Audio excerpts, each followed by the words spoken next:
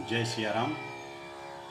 नीलांबुज श्यामल कोमलांगम सीता समारोपित वाम भागम पाणो महाशायक चारु चापम नमामि रामं रघुवंशनाथम नमामि रामं रघुवंशनाथम। प्रेम से बोलिए श्यावर रामचंद्र की जय। सज्जनों, हमने पिछले वीडियो में देखा कि लंका के रणांगण में रावण गिरा हुआ है मृत होकर के, और उसकी सारी सेना नष्ट हो चुकी है। तो स्वामी जी भगवान से अपनी इच्छा कर रहे थे कि प्रभु बने तो रघुवर से बने के बिगड़े भरपूर। इस परिप्रेक्ष्य में हम चर्चा को आगे बढ़ाते हैं कि जन्म जन्म मुनि जतन कराही, जन्म जन्म मुनि जतन कराही, अंत राम कही आवत नाही, अंत राम कही आवत नाही। भगवान कहते हैं कि बड़े बड़े विमलात्मा अमलात्मा मुनिंद्र योगिंद्र, बड़े बड़े साधक,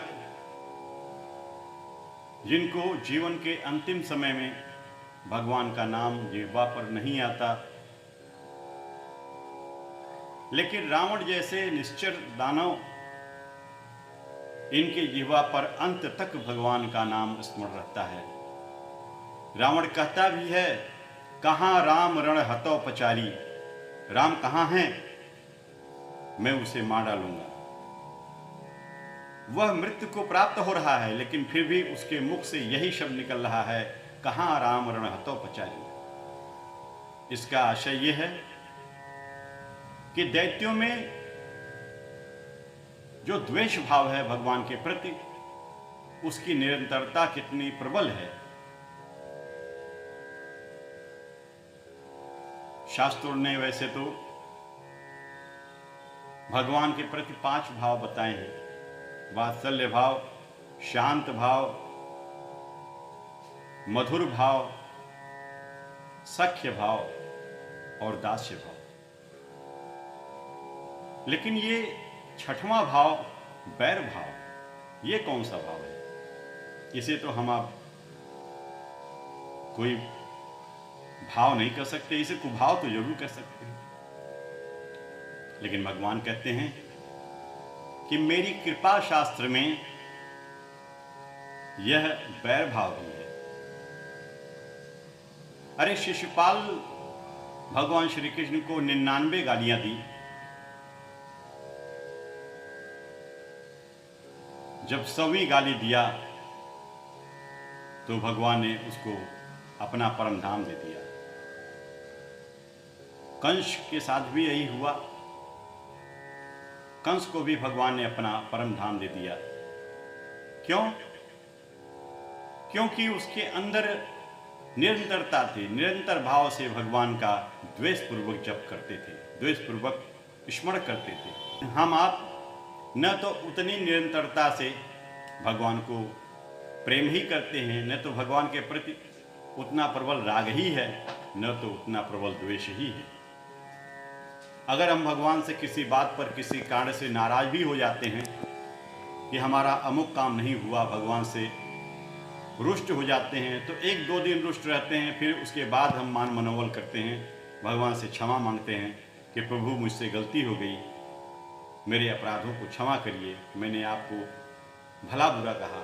यद्यपि भगवान का आपके नाराज होने से कोई फर्क नहीं पड़ता उनके ऊपर, लेकिन फिर भी हम क्षमा याचना करते हैं।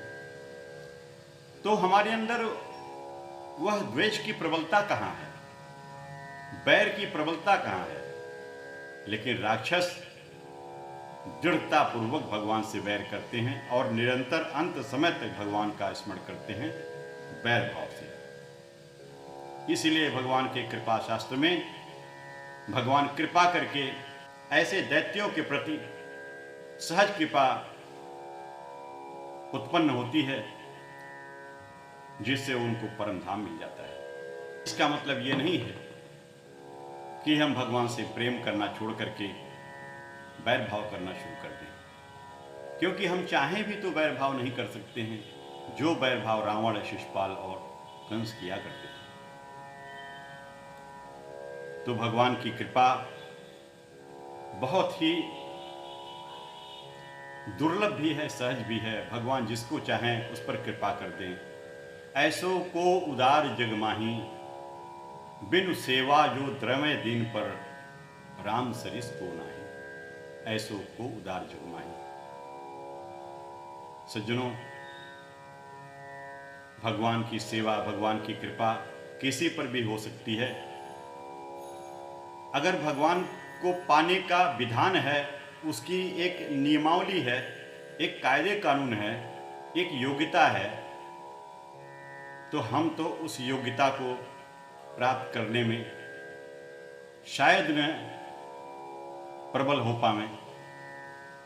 उस योग्यता को प्राप्त करने की हमारे अंदर शायद ही पात्रता हो पावे, परंतु यदि भगवान कृपा कर दें तो कुछ भी हो सकता है। जेहि पर कृपा करहि जनु जानी, कब उर अजिर नचावहि बानी। भगवान कृपा कर दें। अगर भगवान, या आप यूं समझिए, कोई भी अनमोल वस्तु अगर आपको पानी है और आपके अंदर पात्रता नहीं है, आप पा नहीं सकते, लेकिन वही अनमोल वस्तु कोई संपन्न व्यक्ति, कोई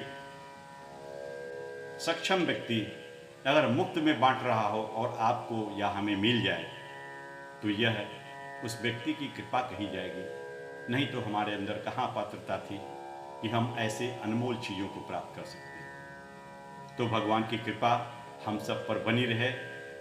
इन्हीं बातों के साथ हम अपनी वाणी को विराम देते हैं। अगले प्रसंग में, अगले वीडियो में आपसे पुनः मुलाकात होगी। तब तक आप हमारे इस चैनल को देखते रहें, सब्सक्राइब करें और लोगों में सद्वृत्ति, सत्संग फैलाने में हमारा सहयोग करें। जय सिया राम।